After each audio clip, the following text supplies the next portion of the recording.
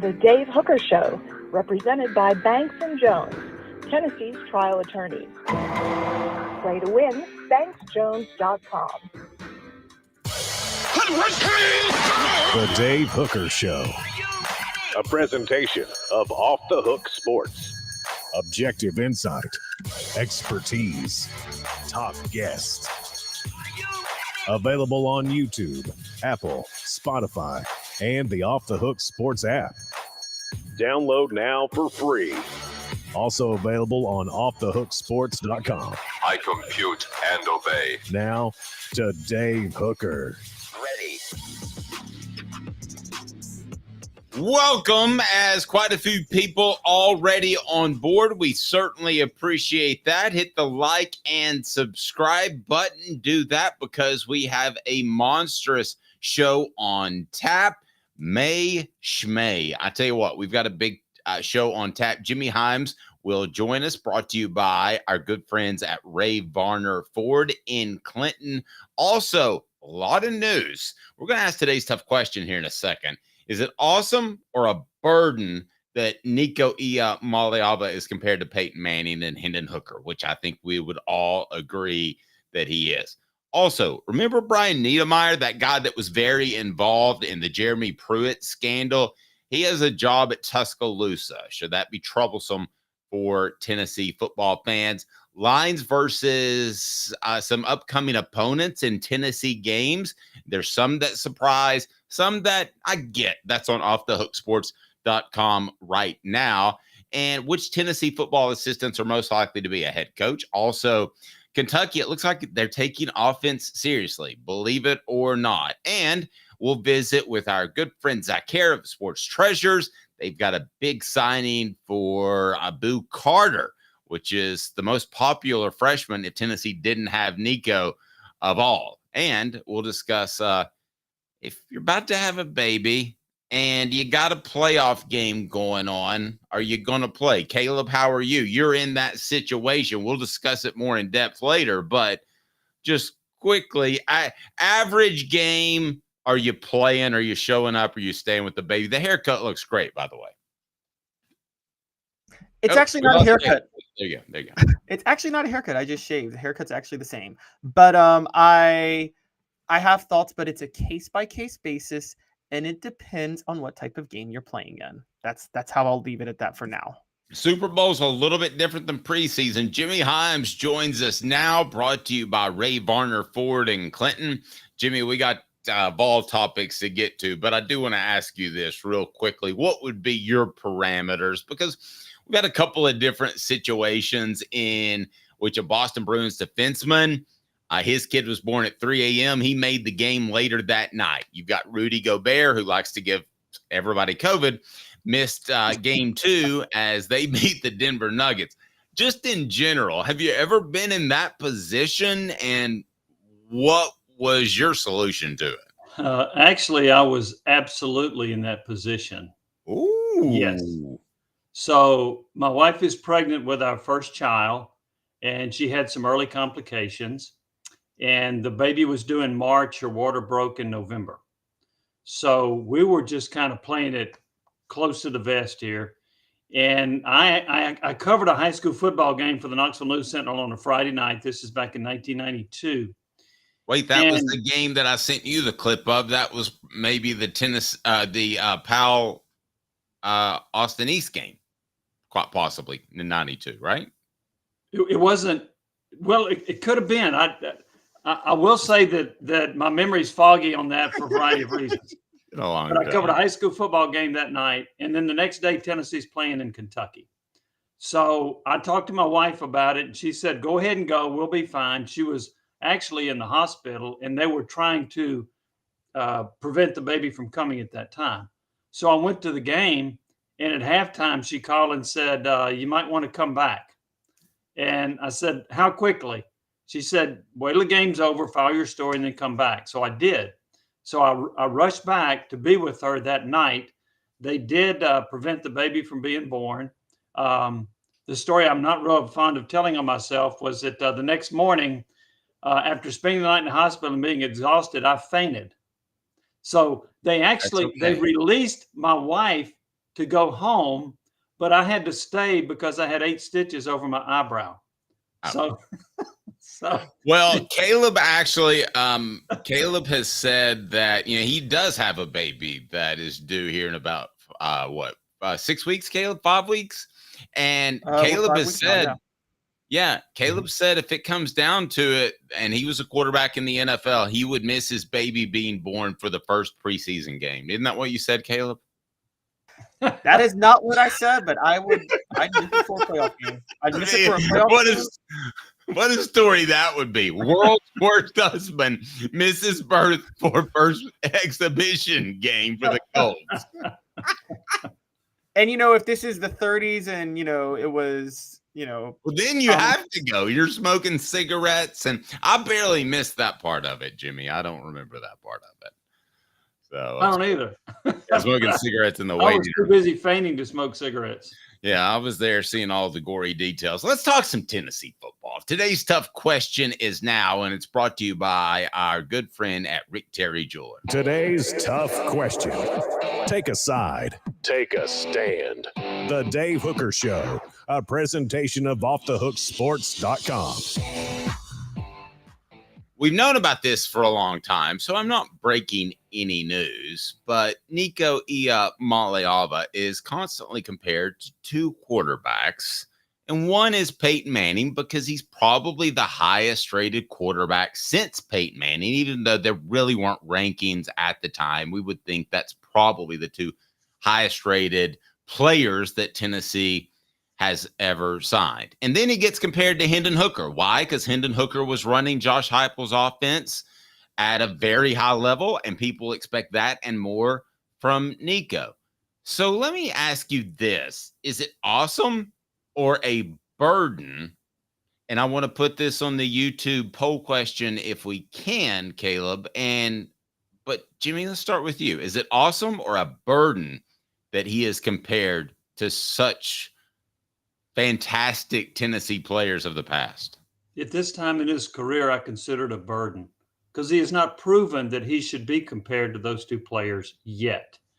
Now, in a year from now, if he has a great sophomore season and you're asking that question, then I would say it's a compliment and a privilege. But at this point, I mean, what has he done?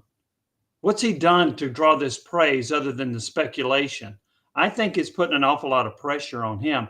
If I were to jump to an NBA example, the Ant-Man, Anthony Edwards up at the Timberwolves, he's had several great seasons, right? So now some people are starting to compare him to Michael Jordan. At least he's got a resume. He's doing some special things. Nico hasn't done that yet. He's had 1 game. So to me, it's a little bit of a burden, and it applies a little bit too much pressure. Jimmy, I understand everything you say, and I agree with most of that, but I'm going to throw this in there. Today's tough question is brought to you by Rick Terry Jewelry Design. They want to be your jeweler looking for affordable game day jewelry. How about the Fire Opals, the Tennessee tradition? RickTerryJewelry.com, RickTerryJewelry.com. Jimmy, I think we kind of get in this cocoon. Let me throw this at Caleb, where we talk about what's good in college football, but the bottom line is if he didn't have this type of attention, he wouldn't be making $2 million a year. So I would have wholeheartedly agreed with Jimmy 5 years ago, but now it's nice to see that $2 million a year in the bank. That's a very good point. And if Nico is capable of what I think he's capable of, if he is ready for big time college football, then he wants the expectations and the money. If he's going to say, I don't want the expectations and sacrifice the $2 million, he's not ready for the grind of an SEC schedule and the pressure. And Jimmy, I get your point with Anthony Edwards, but from the flip side, when LeBron James came straight out of high school to the NBA, he was immediately dubbed the chosen one. He immediately drew comparisons to Michael Jordan before he ever played a game. And he immediately got an $80 million shoe contract with Nike. Now, we can have the LeBron Jordan debate, but I think it's safe to say LeBron more than lived up to the expectations of him as a number 1 draft pick out of high school, because at worst, he's a top 3 player of all time. So, I mean, that's pretty impressive. So, I mean, some quarterbacks, some players, are they not so generational that they deserve that hype? I mean, Tim Tebow, everybody knew when Tim Tebow was a backup to Chris Leak that he was about to become a superstar college football quarterback. Nobody even questioned the idea, except for some Tennessee fans who thought that they had a better quarterback room at the time. But nobody really questioned the idea that he was going to be great when he went. Well, let me ask you. Tebow's a great comparison, Caleb. Jimmy, do you recall many players out there that we've seen a smidgen, we've seen a little bit, but we really haven't seen enough to know, yet the expectations are sky high? Can you remember anybody else out there, either at Tennessee or just in recent memory in the SEC? And we remind you to hit like and subscribe. We greatly appreciate that. And if you've got a thought on the message board, some guys who came in with monstrous expectations and managed to handle them, I'm curious. Jimmy, anybody stand out to you? Well, Arch Manning, but he hadn't played yet.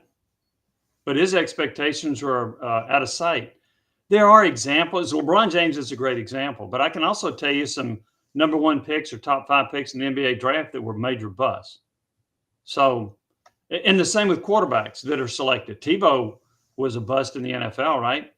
I mean, I know he won a playoff game with Denver, but he was a first-round draft pick, and he did not live up to that. So there are a lot of busts along the way. I mean, I thought, to me, it would be comparing Nico at this point to Peyton Manning and Hendon Hooker.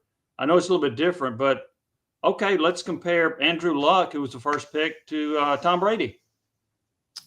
He's a good player, but he didn't live up to it. And he was the highest-rated quarterback to come out of the college in many, many years at that time. So well, I think there are probably more busts in that regard than there are LeBron Jameses out there. Well, I tell you what, Jimmy, we don't have to go too far back to find an example of a guy that had a lot of expectations and did fall short at Tennessee for the majority of his career. Want to discuss Jonathan Crompton in 15 seconds, brought to you by Ray Varner Ford. Bronco, $59,829. 24 Ford Maverick, all-wheel drive, $28,540. 24 Ford Explorer, XLT four-wheel drive, $49,996. Local you trust, experience you can afford. Ray Varner Ford, your East Tennessee Ford dealership. Jimmy, I covered Jonathan Crompton closely, and I thought some of it, yes, was maybe the family got a little resentful towards the end and didn't handle things the right way. But for the most part, I thought what happened in his surroundings led to him stumbling at times as much as the way he performed. I just thought it was a fiasco over there. It was. And if I'm not mistaken, now there are a lot of recruiting services. I think one recruiting service had him rated the number 2 quarterback in the country. Yeah, he was the highest rated. He was, everybody called him the highest rated before Nico became the highest rated. I do know that. And really his career was much ado about nothing until his senior year, until Lane Kiffin got a hold of him, until Jim Chaney got a hold of him. He had a really good senior year, and it helped him get drafted. But he did not play to the level that was expected when he came out of high school as such a highly rated prospect. Very true. And I saw up front, Caleb, how much pressure those expectations put on the family and the family dynamics. It was pretty rough when things went south, even though sometimes it wasn't their fault. Yes, but I remember Jonathan Crompton was the number 1 quarterback on Rivals. But, guys, he was a fringe 4-star, 5-star. Many services still only had him as a 4-star. To me, there's a difference between the number 1 prospect in a year or even the number 1 pick in the NFL draft. And some prospects you are so sure about that they will work out no matter what. It's funny, Jimmy, because I was going to mention, you brought up Andrew Luck. To me, that was one you're so sure he would work out. He, in my opinion, he did work out. I just think the Colts, that was the most incompetently run organization in the history of incompetently run organizations, to the point where the greatest quarterback in the history of the world could not have taken the level of punishment Andrew Luck took when he was at Indianapolis during those years. I mean, they darn near killed him. Okay, so it forced him into early retirement. But before Andrew Luck, there was John Elway. Everybody knew John Elway was going to work out, and he worked out. You're right. There are most of the time questions, but I do think every now and then a prospect comes along that there is no debate that he's going to work out and he's going to be good. And I do think Nico falls into that category. And I don't say that about most people, but I think he falls into the latter category. You know what category I think he falls into, Jimmy? Let me throw this at you.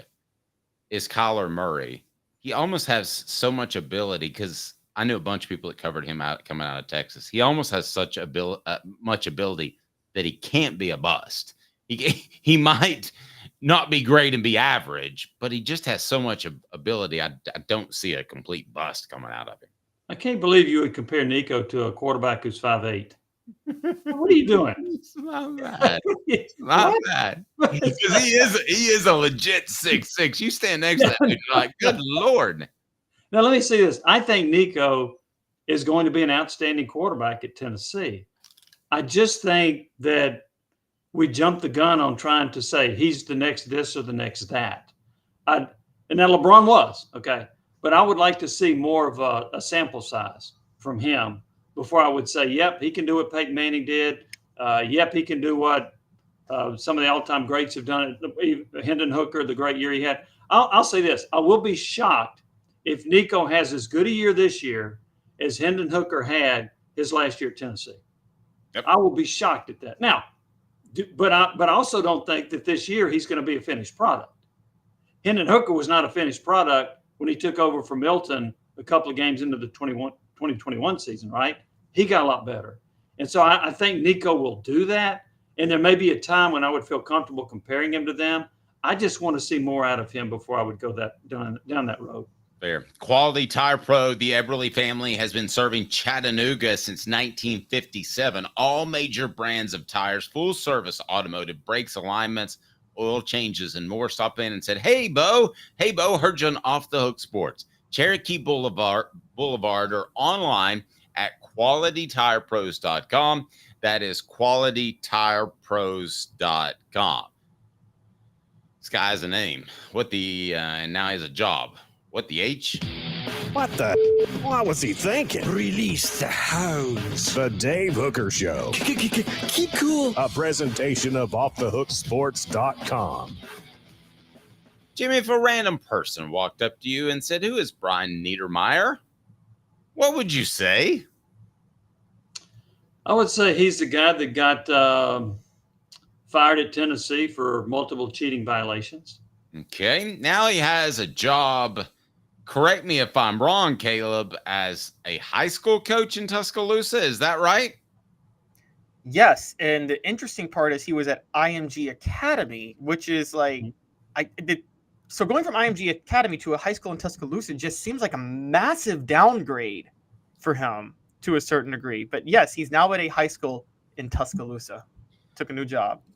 Jimmy, my guess is he's trying to get back in the recruiting circles in the South. That would be my guess. And his show cost should be close to up. Maybe that's why he's making the move. Maybe, but I'm not sure if you're going to have more players recruited out of IMG Academy than you are at Tuscaloosa, right? Mm-hmm. Yeah, true. So what would be the move there unless there's some relationship that led him to move there? Maybe he married somebody that's on the Alabama staff. I don't know. But I'm wondering if that plays a part in that move that has something to do with a personal family situation as opposed to a professional move to get him back into college. I don't know that, but I wonder that. Is it funny to you that here's a guy that the NCAA has said cannot be around college athletes because of the way he's acted throughout his career, yet he can be around high school athletes that are going to be in the same position as a lot of NIL athletes in college? That just doesn't seem right to me, Jim. Well, I don't have a problem with it. I mean, it's the reason he got busted out of college was because he was cheating, and he was doing things that even now are still not legal. Okay. People look at it and say all these different things that they get, all this money that they're getting, and now it's all legal. It's not all legal. There's certain things you have to do to, quote, earn the money. And giving people money in Chick-fil-A bags is not a part of that equation. So with a high school athlete, it's a whole different deal. So I'm okay with that. It's kind of like Jeremy Pruitt. He's now coaching high school football somewhere in Fort Payne, Alabama. So I'm okay with that. I just see that as different from being at the collegiate level. Fair enough. Caleb?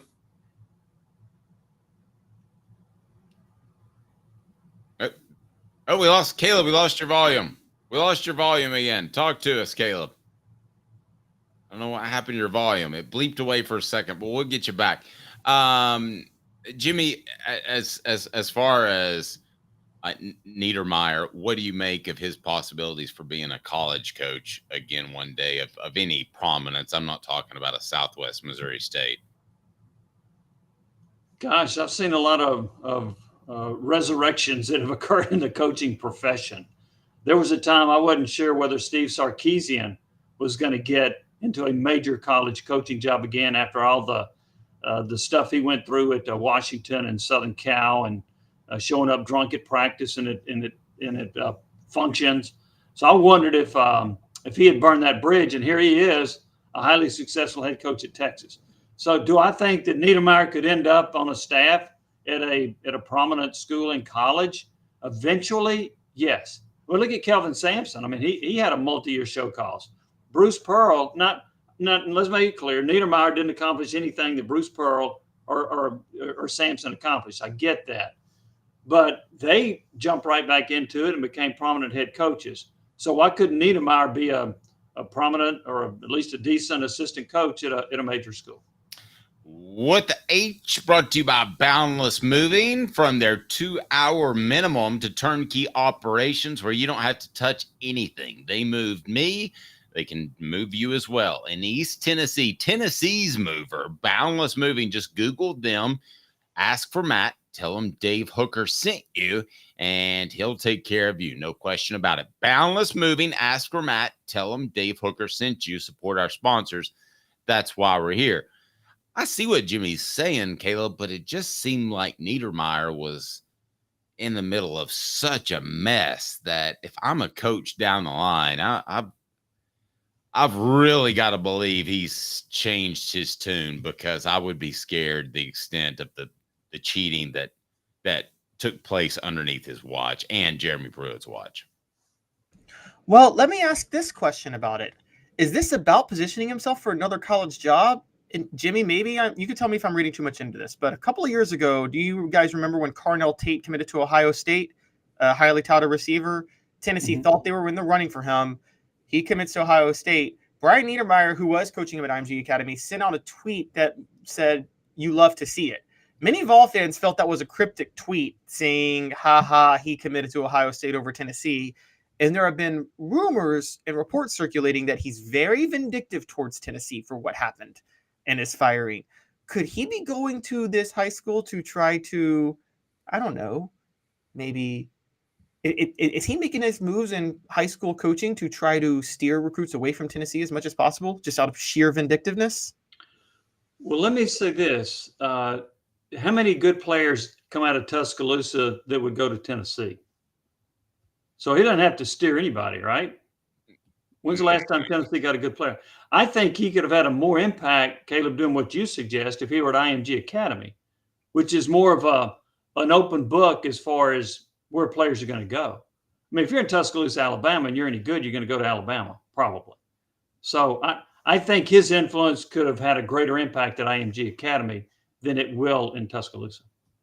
Interesting. It definitely looks like a step down, Caleb. Well, then could this be a But surely, Caleb, he's not.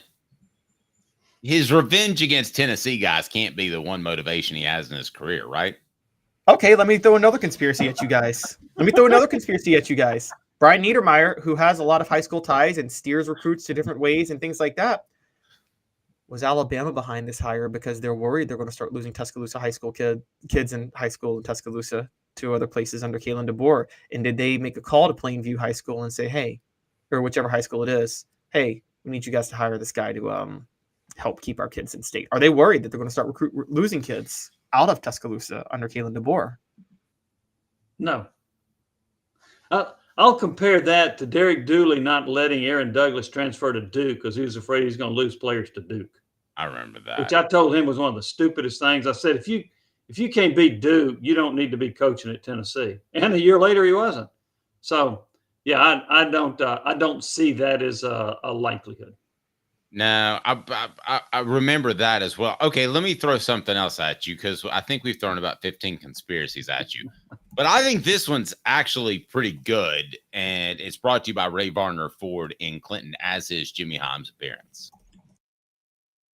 Bronco, 59,829. 24 Ford Maverick, all-wheel drive, 28,540. 24 Ford Explorer, XLT four-wheel drive, 49,996. Local you trust, experience you can afford. Ray Varner Ford, your East Tennessee Ford dealership. Okay, Jimmy, would you be stunned if Alabama placed him nearby because they know the show cause is going up and he was having a lot of success as a recruiter? Maybe Alabama has plans to make a run at him as an assistant coach in a couple of years. Would that stun you, or is that too conspiracy laden? I think there's a greater probability of that than him steering recruits in the Tuscaloosa area away from Tennessee. Again, I go back to this. I wonder what his family connections are. I think there's something there that has led him to get into Alabama. Not sure what it is, but I think that probably has more to do with it than some of our conspiracy theories. I would need to do more homework on that, but I think this is a family or a personal move as much as anything for Niedermeyer. Interesting. Jimmy, great stuff as always. We appreciate our good friends at Ray Varner Ford in Clinton. You have a fantastic rest of the week. If you're playing golf, hit them straight. Thanks. And Caleb, nice haircut. Look at him. Thanks, He looks good. We appreciate it, Jimmy. Jimmy Hyams of the Knoxville. Oh, I just got rid of Caleb instead of Jimmy. Oh, there we go. All right. Bye. Bye, Jimmy. Take care. Yeah, you just got replaced right there on the spot. I did have Jimmy probably knows the same people. We had friends that were on a show in Jacksonville, and they came in and they said, listen, I'm the general manager of the radio station. We've canceled the Sports Writers show from 10 to noon. You do one last show. It's 9:30. You do one last show, but you can't tell anybody it's your last show because I have to be on vacation, and I don't want to wait till your show's over to fire you. So they played This Is the End by The Doors as the bumper music repeatedly. This is the end. They couldn't say anything. Oh, my gosh. We have this day in Tennessee football history. Are we ready to roll with that quite yet? I remind you. Maybe after the break. We'll do that. The show is absolutely represented by Banks and Jones. Well, it's because they're Tennessee's trial attorney. You can play to win with Banks and Jones because they'll go to trial. You've heard of other lawyers. They say they'll go to trial and fight for you. They won't. They just want to settle. That's the easiest way out. Well, that's not Banks and Jones, led by T. Scott Jones. They won't settle. They'll go to trial for you. Tennessee's trial attorney. They play to win. Truly, Tennessee's trial attorney when it comes to criminal defense or personal injury. Why settle? Banks and Jones, T. Scott Jones, banksandjones.com. Do not forget to go to our message board because so far I think the majority is wrong. What do you make of comparing Nico Iamaleava to Peyton Manning and Hendon Hooker, which is happening and happens often? 36% say stop, it's too much of a burden. 64% say it's awesome, generates excitement. I don't think I ever technically asked you. I would say stop, it's too much of a burden, but I know that I can't stop this huge snowball rolling downhill. I mean, I can say that as much as I want to, Caleb, but it's not going to stop. Dave, you're 1,000% wrong. Tennessee fans are 1,000% right. It generates excitement. It's awesome. And keep bringing in the expectations, baby. That's what this is all about. That's what college football is all about. That's what sports is all about. And if Nico Iamaleava cannot handle the burden, well, then he doesn't belong in college football. I want to be real clear. I don't think that's the case. I just think it's too much to throw on somebody in general. Nothing's ever too much to throw on somebody if they're a capable quarterback. If you expect somebody to be great, they should be able to handle burdens. There, that's simple. Fair. No one was like, I don't think Peyton Manning was like, I don't want to be a number one draft pick because that's too much of a burden to go to Indianapolis.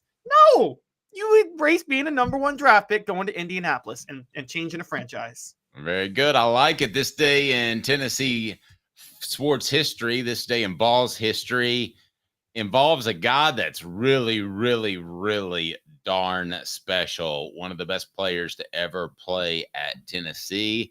It is his birthday, and I remind you, portions of the program brought to you by Newbert Collision Center. 5th year, the second and third generations continue Joe Newbert's commitment. His vision of what this business needed to be, we still try to live up to that. Joe Newbert Collision Center. It is Doug Atkins' birthday. How old would Doug Atkins be today? One of the greatest defensive linemen and one of the generational players on a short list of less than 20 guys that were so far ahead of the game physically that they were Shaq-like freaks, to use a modern player. But how old would Doug Atkins have been on this day? Doug Atkins, the two-time NFL champion, would be 94 today. Interesting case, for those who don't know, his longest career was with the Bears, 12 years with the Bears. He won an NFL championship with them in 1963. He was all Pro Bowl, everything like that. Dave, for those who don't know Chicago, everybody thinks of the Bulls because of Michael Jordan. The Bulls, probably, not for Michael Jordan, are probably the least popular sports team in Chicago. The most is the Bears. The Bears, Chicago is a football town, and it is Bears country over Bulls, or even Cubs or White Sox or Blackhawks country. Doug Atkins might have been the biggest star in Chicago history before Michael Jordan got there. Yep. I mean, there's a really good explanation. There's a really good case for that.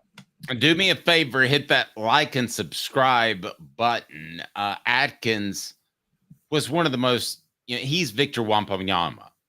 He is that type of athlete that has physical skills that other people don't have. I'm trying to think of another example of just a freak. What Yao Ming might have been had he not gotten so many injuries. Because if you remember, Yao Ming was pretty dominant for like a minute.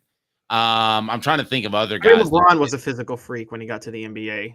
If you think about it, there was nobody that was 6'9" with that type of muscle, built like a power forward, with that level of athleticism and control when they handled the ball. That just was unheard of. Maybe I'm jumping to conclusions, but I'm thinking of guys that are a little bit more raw. So LeBron wasn't really raw. I think you would have. Yeah, that was the thing. It was no one had a level of skill with that size. You know who else was raw? I just brought him up. Guys, it's Dr. J, who honestly, before Michael Jordan, was probably the first NBA player to really introduce a level of athleticism to the league. I'll tell you another comparison that I think might help some of our listeners that don't realize how great Doug Atkins was. And when you start doing your long form videos, I can't wait for one for Doug Atkins. I interviewed him and it was fantastic. I'll tell you a quick story about that, but he's the generational type of player that a Bo Jackson was. And I do not say that lightly. He was that type of guy. I think Bo Jackson is the greatest athlete that's ever walked to the face of the earth, but I think there are probably about 10, 12 that are on that next level, and I think Doug Atkins is on that next level. Hit like and subscribe to be a part of the program on a regular basis. We're live every weekday at 10 a.m. Yes, sir?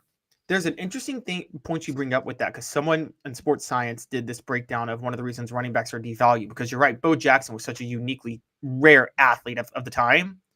And one of the reasons running backs are being devalued now, and this is where Doug Atkins is different. I think physical freaks still stand out at defensive end. The problem with running backs, Dave, is they've all now reached the level of athleticism Bo Jackson has. The elite ones have. There's almost a dime a dozen. They're not that elite. Derrick Henry is more physically gifted than Bo Jackson was. No chance that is even close to correct. No, he absolutely is. There is no chance. You're just stuck in your ways. Bo Jackson ran a 4.21 and backed off the last 5 yards. I promise you, that's not close. That sounds like a rumor. That's not a rumor. That sounds like a rumor. I don't believe it. He didn't even care how fast he ran. I'm just telling you his fact. Okay, Bo Jackson's story. Not Bo Jackson's story. Doug Atkins' story. I got a chance to interview him. It was incredible. I've told this story before, but I'm going to tell it again because we got a lot of new listeners. You know what he used to do to burn time before the Bears would play a game in Wrigley Stadium? That was before they had moved, Bears Stadium. He would go out and just imagine this.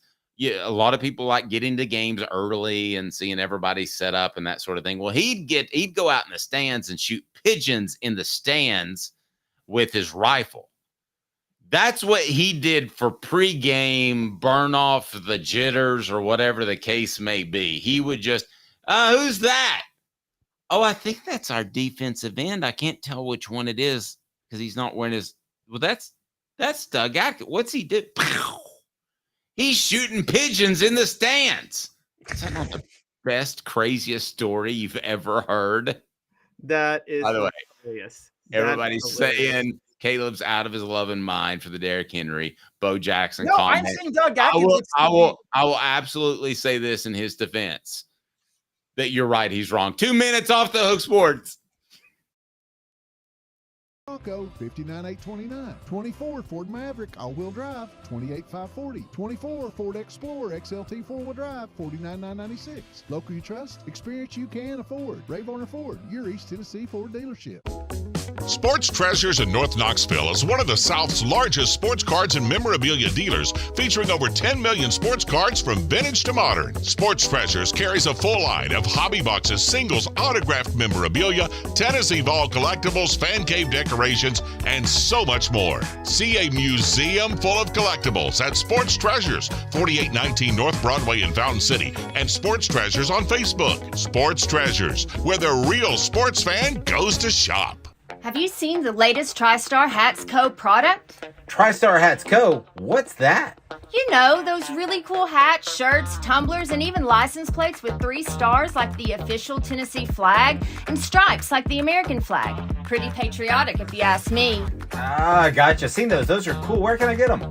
Simple. TriStarHatsCo.com. And if you order now, there's 10% on any order $50 or more. Plus, use the promo code HOOKED. With the promo code HOOKED, you get 10% off. That's hooked. And don't forget free shipping with any order over $50. Stock up at TriStarHatsCo.com. That's TriStarHatsCo.com. There are plenty of wannabes out there, so make sure you go to TriStarHatsCo.com for the best quality and customer service. Will do, and I'll be sure to use the promo code HOOKED. That's hooked when I do, to save an additional 10% off. TriStarHatsCo.com. TriStar Hats Co. is a trademark of TriStar Hats Co. LLC. Any use without express written consent is prohibited. Now in its 45th year, the second and third generations continue Joe Newbert's commitment. His vision of what this business needed to be, we still try to live up to that. Joe Newbert Collision Center. The Dave Hooker Show, represented by Banks & Jones, Tennessee's trial attorneys. Play to win, banksjones.com. You're listening to The Dave Hooker Show, a presentation of OffTheHookSports.com. The internet is full of pictures of each and every one of you. Available on YouTube, Apple, Spotify, and the Off the Hook Sports app. Download now for free. Is there nothing you people can't do? Also available on OffTheHookSports.com. You might not know this because you're too young, Caleb, but I do love how people remember the Bo Jackson leaving the game because of a quadricep contusion, which is a bruised thigh, and Tennessee always takes pride in that. No matter how great of an athlete he was, he did leave one game with a bruised thigh. And it doesn't sound good, but I'm sure almost every running back has left a game early due to a bruised thigh, right? You see, the message board is trying to age shame me, saying I'm too young to know things when I've forgotten more history than everybody in the world has ever learned. Okay, and I said everybody in the world, yes, because I am a historian. I can tell you what Tennessee's record was in 1945, and I can tell you what it was in 1938. And I can tell you what it was all these different years. So what I'm saying about this, so don't age shame me, guys, because I also know the person who brought that up. It's funny. His name is Timothy McGee. Is this the Tim McGee who played on the 85 Vols? They're like, that is total bullshit. And also, by the way, it's not. One other not point, true. You're right. Bo Jackson was held to 80 yards in that game in 85. He choked. He went out of the game. Derrick Henry had how many yards against Tennessee in 2015 when Alabama needed him to win? 143. Derrick Henry never lost to Tennessee. Bo Jackson did. It's an absurd argument. There's no debate in who the greater athlete is. Sorry. Also, Chris Johnson. Hand-eye coordination, lateral movement, the whole 9 yards. Not even close. CJ was better. Leonard Fournette was better. Hey, well, you're wrong on all those, but you can keep being wrong if you want to. Hey, set us up on that poll question. Where did we end up at that? Because we talked about the pressure on Nico. Is that good? Is it exciting? Really, it is, because it gets him $2 million a year. But if we want to play old school, then some would say it was not. So where do we stand on that? And I'd like to reset that if we can. If you got something we can throw out there, because I want to get to Tennessee point spreads and perhaps which of these bets you like the best. But anyway, where do we stand at the Nico question? So the Nico question is 57% say it's awesome, generates excitement that he's being compared to Nico Iamaleava, or he's being compared to Peyton Manning and Hendon Hooker. 43% say stop, it's too much of a burden. The audience is right. They are correct. It's 57%. This is actually not an opinion. It's a fact. They're just right. You're right. They're right. Our audience is always right. It is 4 Downs, and it's brought to you by Dynasty Pools and Spas. 4 Downs brought to you by Dynasty Spas, the most comfortable spas made in the United States of America, right here in East Tennessee. Drop in for the all-new showroom in Athens. Dynasty Spas, perfect for all 4 seasons. 4 Downs, presented by Off the Hook Sports. Okay, forgive me because I actually have 5 downs. We're going Colorado style. But first, Cooper Mays, what do people have to do to take part in the program? Cooper Mays here. Hit like and subscribe. All right, so I'm going to ask you a double question. Poor journalism on my part. These point spreads, again, brought to you by Dynasty Pools and Spas. Let me ask you this. These point spreads, are they accurate? Will they be accurate when the game actually rolls around?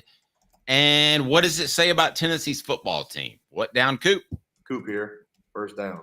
NC State neutral site, 5.5-point favorite. Tennessee is a favorite over the Wolfpack. I thought that was a little bit low. What did you make of that number? I thought it was low too. These lines are basing things off what they saw happen last year, and they are basing Vegas is going a lot more by fear of the unknown than I thought they would, if I'm being honest. And I think they're also going, when you say fear of the unknown, specifically fear of Nico. I mean, he could be a monstrous bust. I haven't heard anything like that, but Vegas doesn't know, and they're going to hedge their bets. Yes, that's very true. Look, I'm going to say this. I think all of these lines are going to change after the Chattanooga game. And I think you think so too. I do too. I think they'll all change by like 3 points. All right. What down, Coop? Cooper Mays here. Second down. 5-point underdog at Oklahoma. I thought they'd be a 1 or 2 point underdog. 5 surprised me a little bit. I thought that was larger than it would have been. Where would you have thought that line fell, and what does it say about Tennessee? I think it says it's tough to play at Oklahoma, and I know Tennessee has a brief history there, but for those that don't know it, I mean, that's one of the tougher places to play in the nation. I think, but okay, so are they giving them 3 points for playing at Oklahoma? I would assume you give more in the in college and the NFL. The NFL does 3 points for home, but I feel like if it's a hostile environment in college, you got to give like 5 or 6, right? Because of just, I feel like there are some 3s, there are some 6s. Yeah, Vanderbilt, it's 0. There's 0 points given for Vanderbilt. But you actually get a point when you play at Vanderbilt. Well, if you're Tennessee, that's true because you fill the stadium with your own fans. Oklahoma is definitely got to be like in the 6 or 7 point range, though, in terms of hostile environments. But I will say that I think Vegas is still overreacting to this. Now, I think this is saying on a neutral field, they think Tennessee's better. I think they're factoring in I think they're giving Oklahoma 5, and it's all 5 are due to it being at Oklahoma and Tennessee having a new quarterback going in to play against Oklahoma. So I think those 2 things combined is why they're giving them 5. I don't think it's a good line. I don't think Tennessee should be. I still think Tennessee shouldn't be that much of an underdog at Oklahoma. Okay, what about this? Hit the like and subscribe button because Tennessee's a double-digit favor over one of their biggest rivals in 60 seconds. You know, the best thing about Dynasty Pools and Spas is that they've got it all taken care of. What does that mean? Well, you stop by their showroom and check out their fantastic selection of top-notch spas in that showroom in Athens. Make your pick and get ready Because Dynasty Pools and Spas delivers within 125 miles of that location in Athens, that fantastic showroom. They've got the cover lift, steps, chemicals, and everything you need. Delivery at no extra charge. They're just down the road in Athens. You pick the spa you want, and it'll be there for you. Oftentimes discounted with military and first responders discounts. Also blemish models, or just mention Off the Hook Sports. That's Off the Hook Sports for $500 off. There's a discount for you on spas made right here in East Tennessee. Support local. Dynasty Pools and Spas also has the best chemicals for you and your spa and your pool. No fillers, just the chemicals made right here in East Tennessee. Support local. Dynasty Pools and Spas, $500 off if you mention Off the Hook Sports. $500 off if you mention Off the Hook Sports. Dynasty Pools and Spas, dynastypoolsandspas.com. Cooper Mays here. Second down. Hit like and subscribe. Tennessee, an 11 to 12-point favorite, depending on where you look. That was the least surprising number of them all. Caleb, I thought Tennessee would be a 2-score favorite over the Florida Gators, partly because I think Tennessee's pretty good, but I think Florida's really, really bad. Yes, and people need to understand something, because I hear a lot of, when Vegas is wrong and they're like, that's why you play the game. Vegas goes by probabilities, guys. And what we have to give Vegas credit for is they're not overreacting to that Florida game from last year. They're saying Cooper Mays wasn't there. It was at Florida. Joe Milton was quarterback. There were a lot of things that happened, but that doesn't mean Tennessee should not have been an 8-point favorite at Florida last year, which they were. They're an 11-point favorite against Florida at home this year. And I think that's perfectly right, largely because Tennessee's going to be better this year. We're assuming Cooper Mays is healthy at the moment when they when they welcome Florida to Knoxville. They're going to play at home. And Florida, I think Dave might be worse this year than they were last year. I think that's very possible. I was taking a second to see what was inflammatory about that statement. I thought I'd missed something. I was like, well, Caleb said that like there was something hot there. No, they could very well be worse this season. It wouldn't surprise me at all. All SEC center Cooper Mays here. Fourth down. What's more surprising? Caleb couldn't be inflammatory enough. Last question. No, Dave, you just jumped from second down to fourth down. I hope you know that. So. Oh, did I? I think the last one. I think you meant no, you're wrong. Third down was fourth down. I did fourth down. We did no. You meant to do third down for the last one, but you hit second down for Cooper Mays. Okay. Well, Tennessee center Cooper Mays here.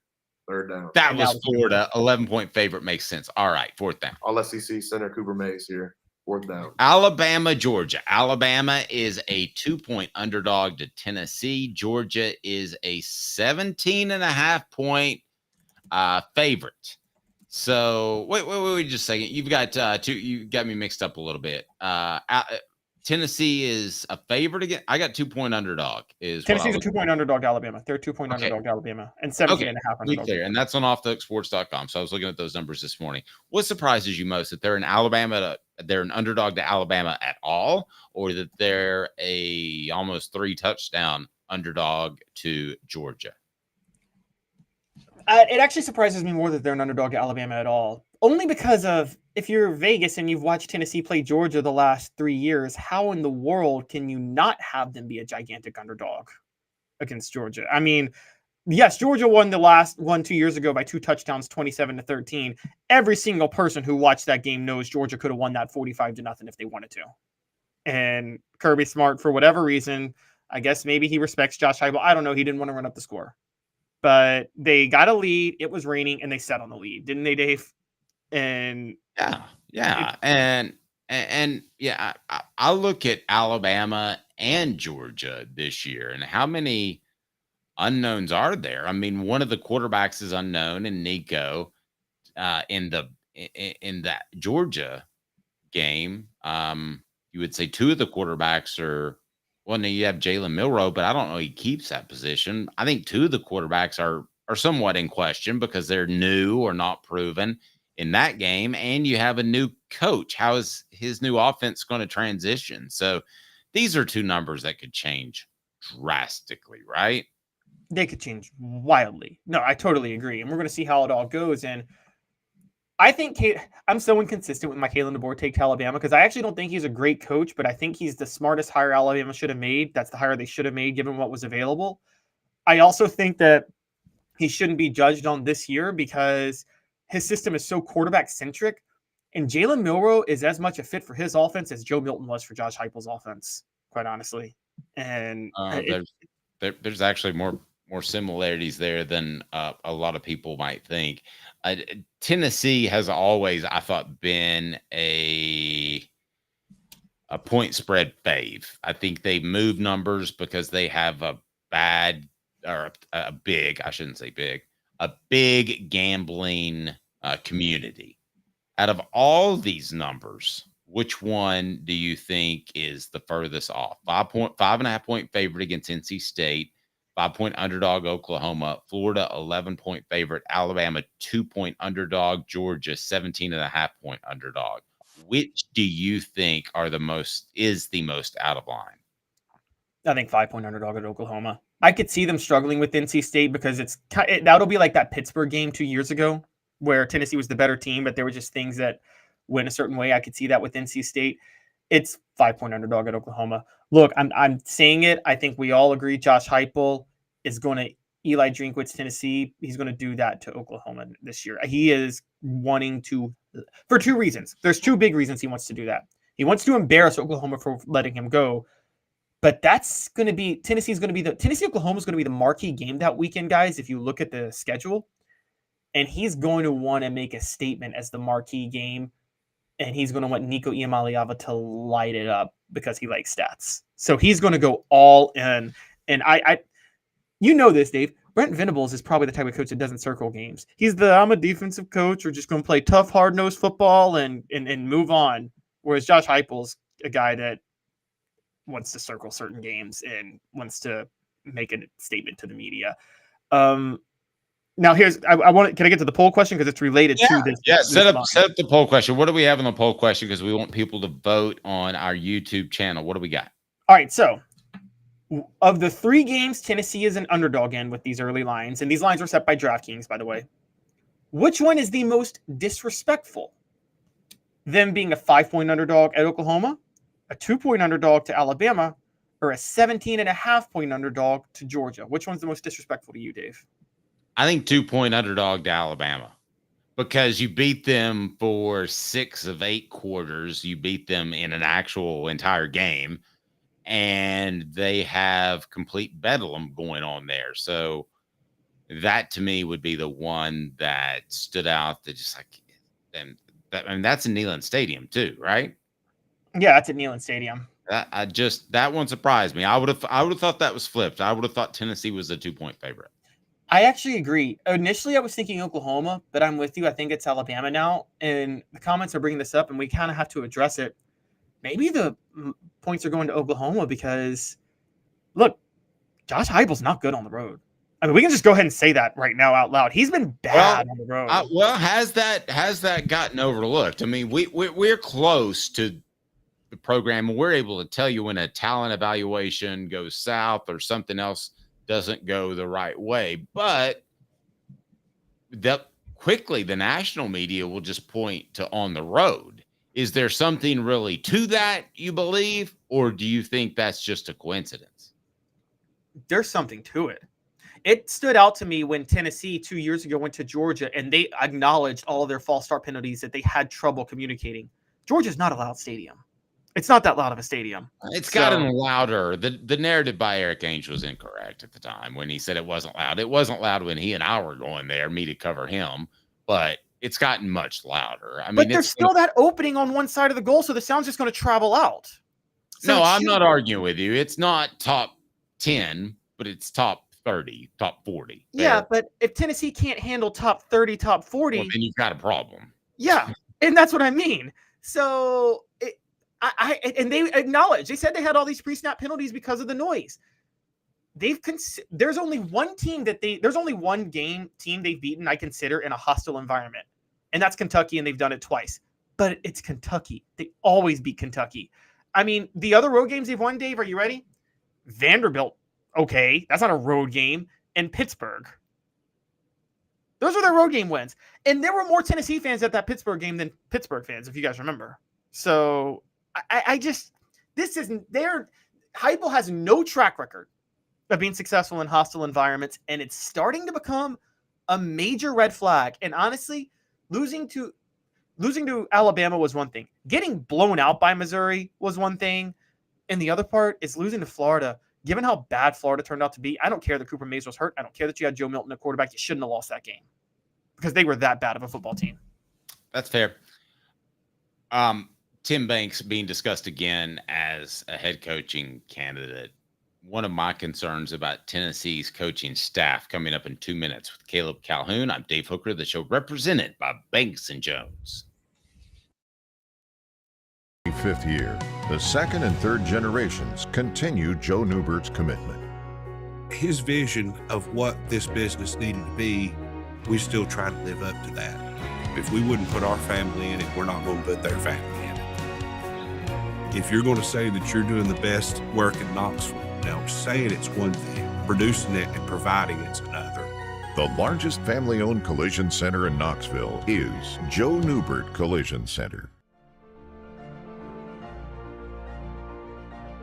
Hi, I'm Rick Terry, and we at Rick Terry Jewelry Designs pride ourselves in the highest quality craftsmanship from a family-owned business here in Knoxville for over 35 years. At Rick Terry Jewelry Designs, we also take pride in being an affordable option for all your game day accessories, especially those fire opals. At Rick Terry Jewelry Designs, we want to be your jeweler every day and especially on game day. Go Vols! Hi, Mike Davis here with City Heating and Air, reminding you to always dare to compare. Our team provides quality local heating and air service, installation, and maintenance across East Tennessee. We use only the best equipment like American Standard heating and air conditioning for your residential, new construction, or commercial needs. Honesty, dependability, and customer satisfaction have been the cornerstones of our business since 1961. City Heat and Air. Dare to compare. Experience it all at Ray Varner Ford in Clinton. Need a quick fix or routine maintenance? Visit our Quick Lane Tire and Auto Center. Keep your Ford running smoothly with the experts in our service department. Ready for your next Ford? Our sales team's here to guide you through. 24 Ford Badlands Bronco, 59829. 24 Ford Maverick all-wheel drive, 28540. 24 Ford Explorer XLT four-wheel drive, 49996. Local you trust, experience you can afford. Ray Varner Ford, your East Tennessee Ford dealership. They're like, that is total bullshit. No, it's not, Peyton. Come on. That seems a little bit harsh. Let's go. The Dave Hooker Show, represented by Banks and Jones, Tennessee's trial attorneys. Play to win, banksjones.com. Who's this guy? Hello, wizard. The Dave Hooker Show, Who? a presentation of Off the Hook Sports. What? YouTube, Apple, Spotify, and the free Off the Hook Sports app. Back to Dave Hooker. I got a problem with something, Caleb Calhoun. Are you ready to hear about it? What's your problem, Dave? What's your problem? Get a problem. Tennessee's staff isn't as elite as its head coach. Tennessee's staff isn't as elite as the job you would expect and the people you would expect to be at the University of Tennessee. I say that when Tim Banks is getting some love from Connor O'Gara, our Irish friend from Saturday Down South. He says about Tim Banks, Tennessee defensive coordinator in line for a head coaching job. Hand up, I was dead wrong about Banks after several candidates turned down Josh Heupel. I wasn't crazy about the idea of Heupel hiring Banks as DC because I didn't like the lack of reps with total autonomy on defense at Illinois and at Penn State. The knock on Heupel was that he wasn't concerned about playing complementary football, and he put his defenses in tough spots. Banks proved that he was up for the task most recently with the Tennessee defense that ranked number 1 in the SEC in yards, rushing allowed, number 1 in the SEC in tackles for loss, and number 2 in the SEC in yards per play. Respond, Georgia. Banks has the ties to the Midwest and the state of Tennessee. He could be a candidate to return to the home state of Michigan if Jim McElwain endures a third consecutive disappointing season at Central Michigan. And who knows, maybe if Clark Lee puts up another goose egg in SEC play, Vanderbilt could come calling for someone who knows the Volunteer State well, having spent time at Memphis and Tennessee. I'm just going to go ahead and tell you, he's not going to Vanderbilt. And I don't think he's going to Central Michigan. I feel like Tim Banks is a big-time football player. I feel like there are some guys that are just fine being at a smaller school and being the big fish in the little pond. I think some people want to be in the big pond. I think Tim Banks is the type of guy that wants to be in the big pond, and he can compete just like he should be there. My concern, I could see him as a head coach, but I would be absolutely stunned to see anyone else as a successful head coach. Caleb, who else could be a successful head coach off of this group? Well, one, I disagree. I don't think it's a big deal if the staff is worse than the head coach. I mean, no one was ever as good as Nick Saban on any of Alabama's staff, but a lot of them were head coach material. I think Kelsey Pope. Okay, but wait a second. Analyst or not, guys like Lane Kiffin, Steve Sarkisian, Butch Jones, go on and on and on. Guys got second chances because they were such good coaches. So he was surrounded. That's really my whole point. He was surrounded with great offensive and defensive minds that could insert little things here and there that gave him a huge advantage, in my opinion. Okay, that's fair. Where I was getting at is I think Tennessee has a lot of up-and-comers who have head coach qualities. Do you want to go through them? Sure. Okay. Tim Banks, you and I agree that he can be a successful head coach somewhere and probably will at some point in his life, right? Yes, and as a matter of fact, he is sacrificing that potential by being at Tennessee because the offense and defense are so complementary. He's literally by design meant to not look good on the other side. Yeah, he wants to be in the big pool. I mean, he wants the big pond. I mean, he wants to be in the big pond. He wants to compete with the big guys. That's why I don't see him going to a smaller school. As soon as I say that, he'll go to Central Michigan. Glenn Ellerby is a lifetime assistant on the offensive line, right? Yes, and with a few exceptions, I've never been big on offensive line coaches kind of climbing the ladder. And I'm sorry, Dave. Is that a problem? Is that wrong for me to think that way?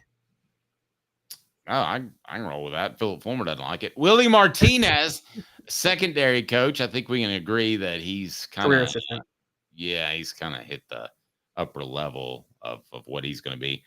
Darrell Sims, don't know much about it, running backs, but I think it would be projecting a lot for him to be a head coach. I could see Kelsey Pope one day if he continues. That's where I was going. Yeah. Kelsey Pope is going to be a head coach one day. All right, let's go back to Kelsey Pope because I think you would agree that Alec Eberle, I don't see that happening. Oh, I see it with Alec Eberle too. Okay, well, let me just ask you. Then we've got Mike Eckler on the special teams, outside linebacker, Rodney Garner, defensive line coach, and William Inge at linebackers coach. So who do you believe? Joey Halsley is the offense coordinator. Me personally, I think things would have to break right for Pope. I think Halsley, though, would get a shot because somebody would believe that's his offense on the field and not Josh Heupel. Other than that, I don't know why you're seeing Alec Eberle. I don't think this staff has a lot of guys that have a lot of room to improve. I just don't see that. It seems like you do. Oh, yes. Heupel has been high on Alec Eberle ever since he hired him as an analyst back in the day. Alec Eberle. But Caleb, what's he supposed to say? I hired this guy, man. He's really terrible. No, but Alec Eberle has been very good at scheming and was a big factor in Tennessee's scheming for certain defenses before he got promoted to tight ends coach. And there's a lot of reports that he was that way. So I think he is a rising up and comer. And I think he will eventually. I think he's a young Alex Golesh in that way, who just took the head coaching job at South Florida. So I believe in Alec Eberle as a tight ends coach. You know this, Dave. Tight ends coach is usually your first on-field coaching job if you're an offensive guy, right? That's where you start. And I think he's in the spot where he starts. Right. Kelsey Pope was also an analyst, and Kelsey Pope has made superstars out of every receiver he's worked with. That guy's going to be the next offensive coordinator at Tennessee, and then he'll be the next head coach because he was the offensive coordinator at Tennessee. Joey Halsley will become a head coach because Joey Halsley is about to coach Nico Iamaleava for 2 years. So I would suggest this to Kelsey Pope: don't take the first job. And here's why I say that. I think because you're an elite recruiter, and you can get a better job. I think you can get a better job than if Central Michigan, for instance, comes calling. Your thoughts. Brought to you by the Hemp House, the premier hemp dispensary online with a wide variety, great selection, and strict standards to ensure you only receive the best in CBD or Delta products. Hemp House Chat with 2Ts.com. Hemp House Chat with 2Ts.com. Use the promo code HOOKED for 10% off. The promo code HOOKED for 10% off. Caleb, what are your thoughts on Kelsey Pope will benefit from being an elite recruiter? There's just no question. I wonder if Kelsey Pope could call a small place like Austin Peay. I don't know who's at Austin Peay right now. I'm not trying to take a shot or replace the coach at Austin Peay, but just a small school and say, my name's Kelsey Pope. I coached at the University of Tennessee. Look at who I recruited. I've done a great job. I would like to be the head coach. I think he's of that status already. So I like where he's going to be. But I don't believe that Halsley's going to be a successful head coach. Are you going to let me answer the Kelsey Pope question? Answer the Kelsey Pope question. Because I was going to say, I totally agree with you. I think he should wait I think the Power 5 job is going to open up for him. I think he should do what Kirby Smart did. He could be the offensive Kirby Smart. And I say that in a way, you know this, Dave. How many offers did Kirby Smart get when he was at Alabama? He got a lot of offers. And turned them all down, right? Waited because he wanted to wait for the right job. That's why he's rolling now. That's why he's smart, because no pun intended, he took the right job. Sometimes you have to question head coach decision making. Like if you take a job at Vanderbilt, I already question your abilities to coach because I question your decision making if you're going to take the Vanderbilt job. You know that's going to destroy your career. Can't help. Yeah. So I'm with you. He should wait. He should absolutely wait for the right job. There's absolutely no reason he shouldn't. But yeah, so I'm on the offense. I think Halsley, Ablin, and Pope are all going to be head coaches someday.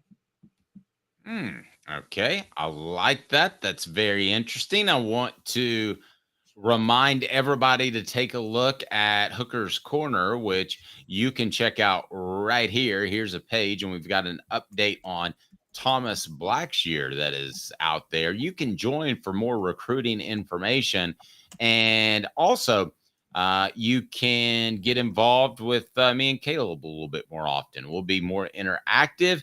All you have to do is join for $9.98, and here's the deal: for $9.98 when you start, if you join, then I'm going to tell you what, you're going to get a Celebrate 98 t-shirt. A Celebrate 98 book, and you're going to get a TriStar t-shirt. So we would love for you to be on board. Sign up for Hooker's Corner. Again, greater interactivity with us. Also, more recruiting coverage and prizes, a grand prize each and every month. I'm not sure what that is going to be this month, but I can tell you last month it was pretty awesome. It was the John Henderson helmet. And if you look and see, the next 5 people that sign up will get to choose between what we have on the page right there, which is hats. We have license plates. We got it all. All right. How about the defensive coaches, Caleb? What are your thoughts on those guys? With the defensive coaches, you and I see a head coach at the coordinator position. Do you see anywhere else? I do. I think Mike Eckler is a rising star on the defensive side of the ball, largely because, again, he's coaching the edge rushers. So just by its very nature, he's going to turn out a lot of superstars and become a rising star in that regard. I think he's a guy that would take a job at a lower level. Now, he's 51, so I doubt it happens now. But not Eckler. Okay, he seems like a career assistant to me. Go ahead. Okay, possibly, but he's already done special teams. He could be like, he could have the Derek Dooley situation where he's a position coach who runs special teams and then gets a job at a lower school as a head coach with that experience. You know what I'm talking about? Like Derek Dooley was never a coordinator, but Louisiana Tech took a shot on him because they believed in his energy and his ability to run a program and yada, yada, yada. I think William Inge is actually head coach material. I just don't think he's ever going to get the head coaching job. I think he was in too many places that, part of climbing the ladder as a head coach is making sure you're in the right positions as an assistant so you can climb that ladder. And he just was never in the right places. So because of that, at 51, people aren't going to really take a chance on him anymore. Let me ask you a question with Pope. Are we beyond the point in which I thought Charlie Strong, he didn't get a head coaching job because he was African American and he was married to a Caucasian woman. I believe that till the day I die, that if he'd have been born 10 years later, he would have been one of the better coaches. I'm not saying he's been a great coach, but he would have gotten an opportunity a lot sooner. I do think he was a little bit picky. I think he turned down some smaller jobs. Are we past the point where if Kelsey Pope says, no, I don't want to go to Florida A&M downtown Southwest Boulevard, I don't want to go to that small school. I want to go to something with a little bit more gravitas. Does he get, pardon the term, blackballed by some other athletic directors that say you should know your role and you should take what you can get it? Or are we past that? I hope we're past that, but I wanted to ask you. I think we're past that, and I think also staying in a place could actually help even more because it could demonstrate loyalty to a staff, which is another reason you don't just go for smaller jobs. And it's funny, you talked about the issue with African-American head coaches. There has been talk among a lot of people involved trying to get them more jobs to say, don't take bad jobs. There's been a push to encourage African-American assistants stop taking the bad jobs because they were only getting offered the bad jobs for a long time. And so it was Sylvester Croom, don't take the Mississippi State job after Jackie Sherrill just wrecked the program and left it on probation. You know what I mean? That's not you don't want to be the first head coach. Skin boots and put it right up that program's rear end. Yeah. So I think there's a big effort and a movement to try to stop coaches from doing that because a lot of other coaches, Mark Richt before Kirby Smart, by the way, he actually turned down a lot of offers before Georgia called. He had a lot of other offers before Georgia called. And so I think that's a growing movement, particularly as college football separates itself between the Power Five and the Group of Five. Coming up, should Caleb Calhoun miss the birth of his child for an episode of Off the Hook Sports? I believe that's probably going to be the case. But first, Kentucky adds a Rutgers transfer quarterback in Gavin Wimsatt. That's not all they have at the quarterback position. Is Kentucky finally starting to take offense seriously? Because they haven't to this point, and they've done fine, and they've made money, and they've been successful, and they've made bowl games. So part of me wants to say why change, but they've got a pretty hefty quarterback room at this point. Yes, they do. And Gavin Wimsatt did start last year for Rutgers. Now, I want to say he completed less than 50% of his passes, but he was an elite runner. He was a deadly runner. And he transferred because he lost his starting job in the spring, which that's fine. That happens. But he's going to have a great chance to be the starting quarterback for Kentucky this upcoming year. And, the hallmark of Mark Stoops has for a while been focus on defense and then actually, this has been the hallmark of Kentucky for a while, right, Dave? Find a special player that you can build your offense around somehow, right? Find a random special player. Whether that was even before Mark Stoops was there, Randall Cobb back in the day, and then Lynn Bowden when he was at Kentucky, they moved him over to quarterback. That's always kind of been the hallmark of Kentucky. I think that's going to be the hallmark of Kentucky long term. But between Brock Vandagriff, Bo Allen, and now Gavin Wimsatt, I think it's crazy to say, but they got a QB room. Let me ask you this. They have any more NIL money because that guy with the slick back hair moved west to coach basketball? That's possible. Think about it. If John Calipari walks in a room and he goes, I got to have $2 million in NIL money, and I've got the guy that can win a championship. And Mark Stoops walks in there and he goes, I got to have $2 million in NIL money because I'm pretty sure that I can get us to the Liberty Bowl. That sounds a little bit different.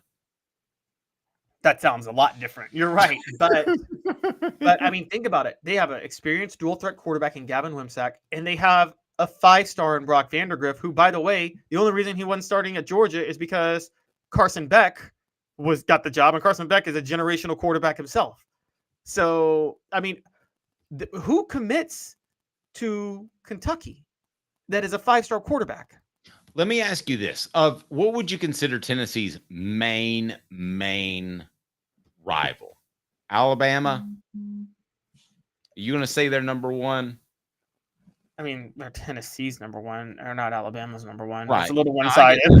I get that. But out of what I would call the second tier rivals, Florida, South Carolina, Kentucky, Vanderbilt, the teams that think they're rivals, like on the flip side, which of those programs does Tennessee want to be bad, both from a recruiting standpoint and an on-the-field standpoint? Rank those three. You know Vanderbilt's going to be bad. So who else do you want to struggle? I'm taking Georgia out because I don't see any Georgia struggle anytime soon. So let's look at the teams that Tennessee regularly plays, the old East teams. It's not even if you play them regularly. You want South Carolina to struggle. You need South Carolina to struggle. Yep. I mean, Totally agree. Tennessee doesn't win that national title without South Carolina. I think South Carolina struggling is more significant than Florida struggling. Oh, absolutely. Absolutely. Because I think you can build. I think you can beat Billy Napier at his best. I think if Shane Beamer's recruiting and being goofy, and they're winning 8-9 games, I think it's hard to beat him in state. Caleb, you might not know this, but you talk about how Louisiana is tough to get prospects out of that state. South Carolina is on that next tier. I covered a prospect that his mom got fired from her government job because he chose Tennessee. That is so crazy. That is so insane. I mean, and by the way, there's almost South Carolina is kind of that next. South Carolina is that next tier down, and you better not leave, or there's going to be repercussions. Sorry, go ahead.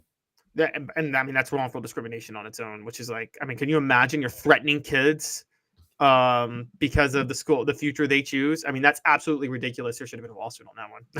But the problem is when you live there, you may have a younger son. Is it going to be hard on him too if you file a lawsuit? I mean, you move out of the state, you file a lawsuit, you cash in your money that you were owed. That is insane. Now, South Carolina, given the fact that where it leans politically, they're probably more employer friendly. So they give employers a lot more power to fire for whatever reason they want. But if it's a government job, I mean, you probably have a much stronger case at that point. And do you know if it was a state government or a federal government job? State government, I would think, because they would have the power to fire. And she may have had a record, but that's what I was told by the kid. You would know him. He started probably 2 seasons on the offensive line. Don Self State Farm starts every day like he's going to take care of his customers. And that's what he does. Customer service still matters. For 40 years, they built their business on taking care of their customers in the greater Chattanooga area. Call 423-396-2126. Go to donself.net, donself.net, 423-396-2126.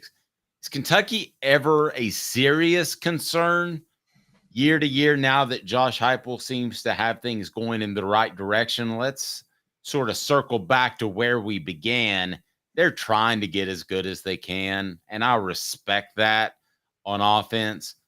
But at the end of the day, are they going to be able to get enough playmakers? And that's what it takes to be able to scare opposing defenses. And I would argue no, because I would argue that Mark Stoops, if he has to make a key decision in NIL, is still going to lean towards the defensive player. I don't think even if they were good, they'd be a threat to Tennessee. Now, I'm going to go history here real quick, and this is a totally different time. I mean, it was segregation. Define good. 8-9 wins, 6-7 wins. 8-9 wins. 8-9 wins, flirting with the top 10. Kentucky, so we have to kind of use the scale. So, and here's why. Now, again, this was segregation. It was a totally different recruiting landscape. But Tennessee, one of their most successful runs in school history, late 40s, early 50s under Robert Nealon, was the most successful at the same time as the most successful period in Kentucky football history with Bear Bryant. Matter of fact, both Tennessee and Kentucky claimed the 1950 national championship. So I think they can coexist as elite. And I think here's why, Dave. If Kentucky is good, they're probably good. Then if they ever randomly got really, really good and became a recruiting threat, they'd become more of a threat in Big Ten country than they would in SEC country, wouldn't they? Like they would start recruiting Illinois, Ohio, Western Virginia or Virginia area. Tennessee, when they're good, still recruits mostly SEC country, Deep South country. And so, they get a couple of Virginia, North Carolina kids and DMV kids, but they mostly still recruit the South. So I think for Tennessee, Kentucky being good is not a threat. Florida being good is not a threat because, like you just said, Tennessee was at its best when Florida was at its best in the 90s. Georgia being good is a threat, obviously, but there's nothing you can do about it. Georgia is so transcendently great. The other thing that helps Tennessee, by the way, another thing that really helps Tennessee, though, is if Auburn is down. There was a period when they fired Terry Bowden and before Tommy Tuberville took over in the late 90s. That was when Tennessee was at its most talented because Auburn and Tennessee both don't have like just a basic pipeline of fertile recruiting ground. They have to go elsewhere, but they compete for the same players going elsewhere. You have absolutely got to check out this website and these hats, and they are TriStar hats. Go ahead and share the screen with you now. They've got the red, white, and blue for Memorial Day. TriStarHatsCo.com, TriStarHatsCo.com. That's the original. Use the promo code HOOKED. That's HOOKED, and you will get a discount of 20% off. How awesome is that? So check them out, TriStarHatsCo.com, TriStarHatsCo.com. Decision must be made by Caleb Calhoun, as he is soon to be with child. And there will come a day, unless it's a Saturday or a Sunday, that child will be born on the same day as an airing of Off the Hook Sports with Caleb Calhoun and me, Dave Hooker. Boston Bruins defenseman Brandon Carlo's child was born at 3 a.m. He made it to the game. Minnesota Timberwolves Rudy Gobert missed game 2 as they beat the Denver Nuggets in the second round of the NBA playoffs, but instead he was there for the birth of his son. So I ask you, Caleb Calhoun, would you miss a huge sporting event for the birth of your son, or would you be there for the birth of your son over a huge sporting event? This so depends on the sporting event. I am going to say this, though, and I'm going to sound at the risk of sounding insensitive on the Rudy Gobert take. Luckily for him, Minnesota won the game, but you get paid a lot of money to play these games. A lot of money to play these games. Money that will allow you to raise your kid in an environment that 99.999% of the world won't be able to. And you get paid that money by teams hoping that you can give them their services to help them win championships. If it's a playoff game, I think you shouldn't miss it. You should play the playoff game. And so here's the way you go. So NBA playoffs, you got to play it. NHL playoffs, you got to play it. NFL playoffs, you got to play it. College football regular season, if for some reason you got somebody pregnant when you were in college, I think you got to play. I think you got to play an SEC. If it's a college football SEC game, you got to play it in the regular season. You have to. I mean, now in the age of NIL, you have to play those games. They're too important. And okay, this is interesting. Rustastic on the message board says, I have 3 kids. I only saw one of them born. I would never miss another one being born for any reason. I totally disagree. I'm with Kudzukian, whatever that means. Come on, Caleb. You got to be there for the birth of your son or daughter. I would not let you do this show and miss the birth of your son. I mean, you got to be there. I don't care if it's the Super Bowl. I don't care if it's Joe Montana talking about John Candy's in the stands. I'm sure you've heard that story, right? And then they come over. Well, he supposedly saw John Candy in the stands. That's how calm, cool, and collected he was.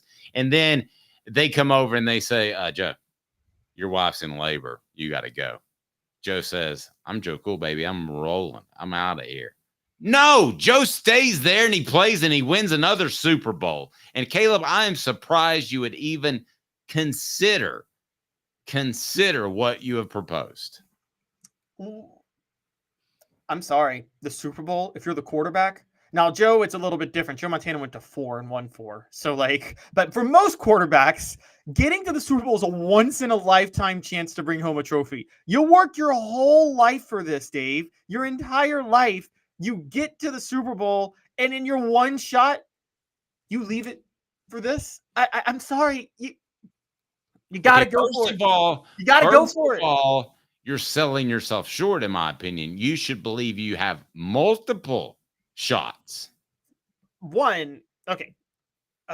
Peyton Manning, he didn't miss the birth of anybody, but I do distinctly remember when the Colts went to the Super Bowl in 2006, Dave, 2007.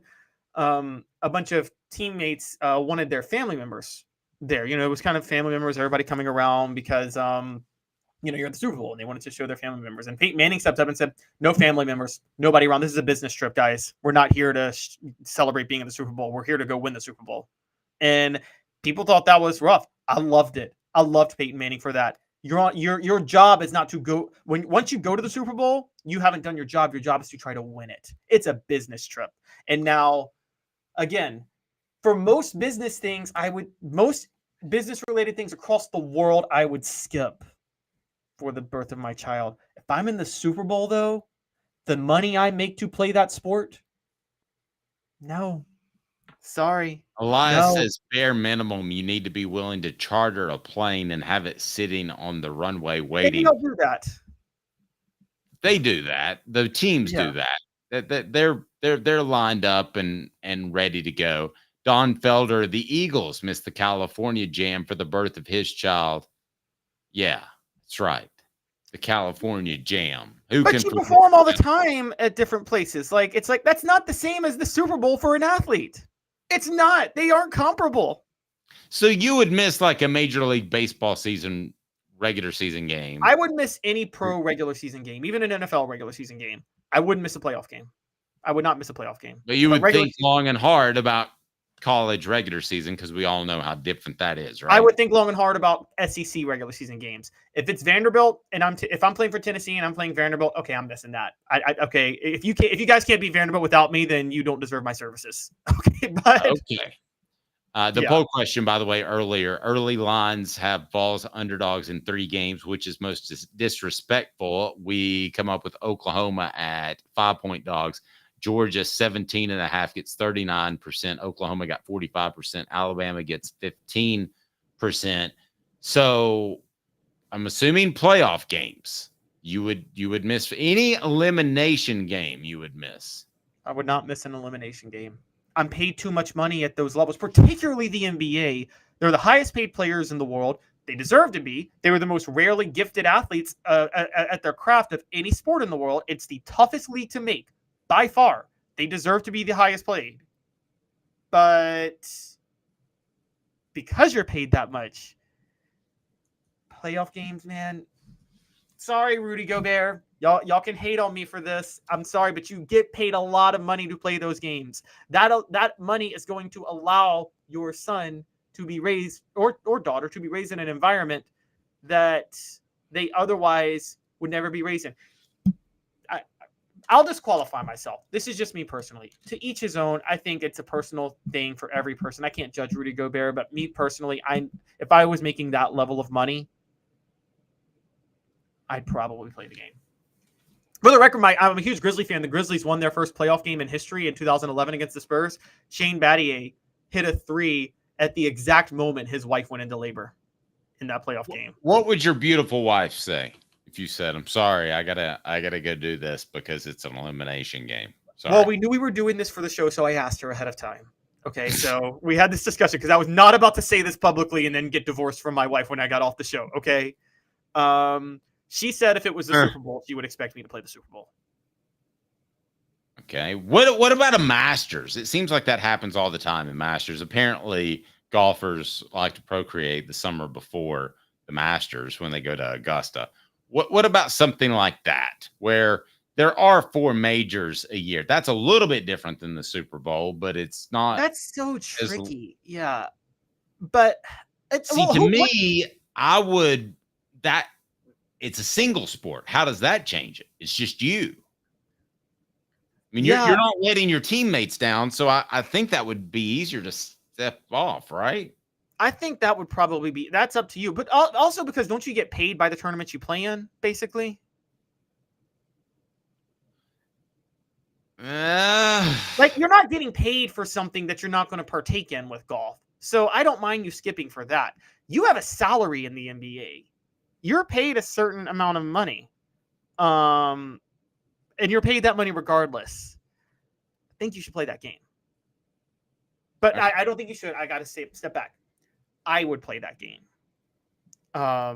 But yes, I am saying this at the risk of my very pregnant, month away from birth wife.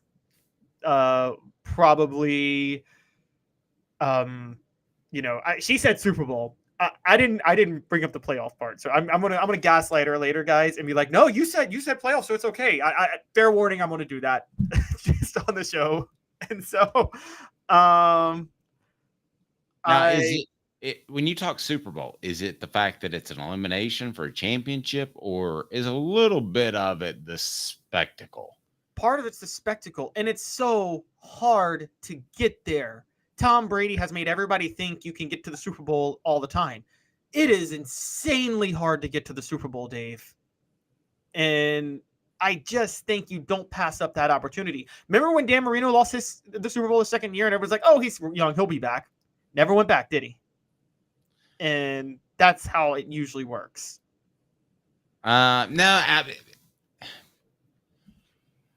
I think ultimately you have to make a decision that your wife would be on board with, though, right? You can't just make it on your own, correct? Yes, you have to make it on your own to a certain degree. You have to make it on your own. You have to. Your wife has to be on board with it. You have to have a conversation with your wife or mother of your child. May or may not be married. Some people aren't married. Does this change things, Dave? Does it change if it's your wife or just some girl you knocked up on a one-night stand that you don't care about? Does that change it at all? I would sure that would change it a little bit. Would that change your thinking? You're the one who's going to go for an exhibition game. I mean, if it's, I would never knock up a girl on a one-night stand. I'm not that type of guy, so wouldn't apply to me. If so, I've been with the same woman since high school. I don't know what that feeling is even like to just have a random. Okay, we're not going to get to it. I just. The poll question is: would you miss the birth of your feelings? Would you miss the birth of a child for any sporting event? No, it's my job. 62%. Yes, it's a kid. 38%. So people agree with me. With golf, if you're in contention, that's what makes it a little. Wait, you mixed it up, Dave. You kind of confused the question. Would you miss the birth of a child for any sporting event? No, it's my job. You should have said yes, it's my job, because you're missing the birth of the child.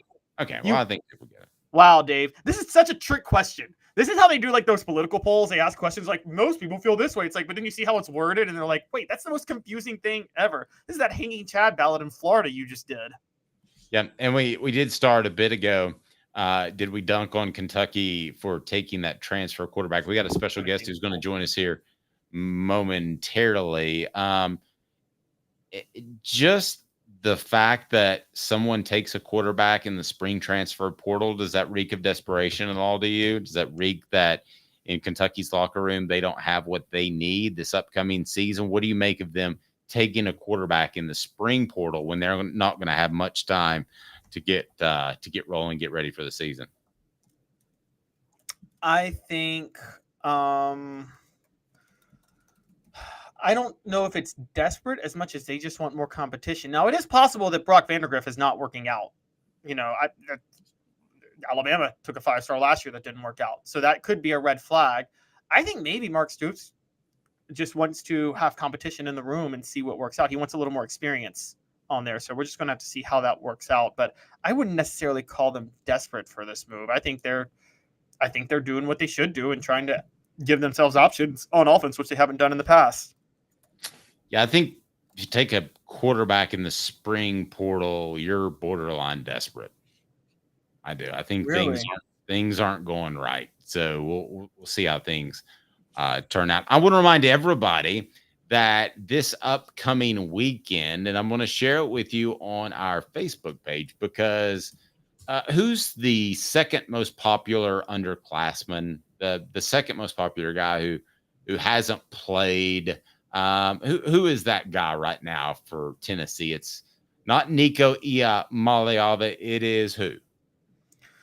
The second most popular guy. Young guy on Tennessee. Oh, it's got to be James Pierce, right? No, I was going to go with Boo Carter for a couple of different reasons. Boo Carter, I think, is the second most popular because he's in state. I think that the fact that there were good stories around his recruitment was a factor in that as well. Well, I'll remind you, at Sports Treasures, it's this Saturday, May 11th, 4 to 6. Autographs are there. So we want you to get out to Sports Treasures.